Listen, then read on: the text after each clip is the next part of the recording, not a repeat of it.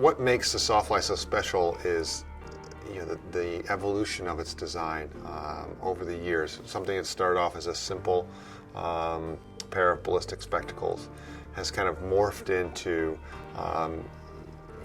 something that's bigger than the sum of its parts. A couple of examples: the nose piece.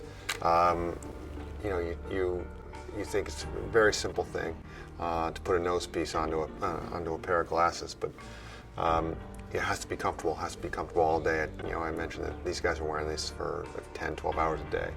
But the challenge is you're combining a soft component with a hard component. You need the hard component to snap into the lens, soft component for your nose bridge.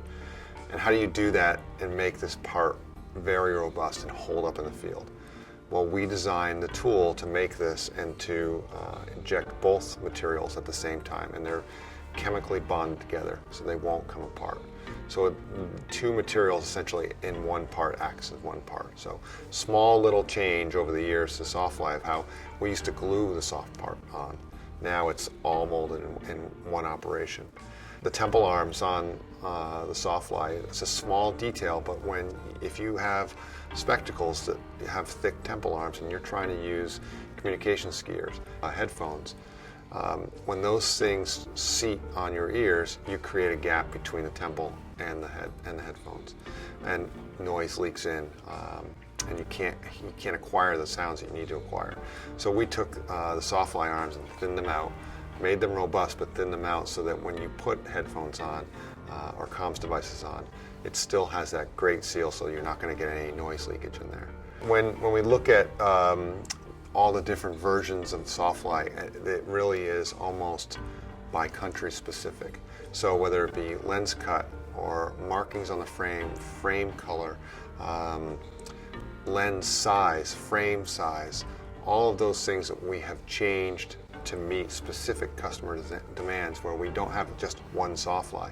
We may call it Sawfly, but the Sawfly for Germany looks much different than the Sawfly for the US. And it goes back to the whole willingness to meet the customer's requests. That sort of change, those sort of iterations and configurations are kind of second nature to us. We've gone further in terms of the lens design and the thickness of the lens to up that level of ballistic protection.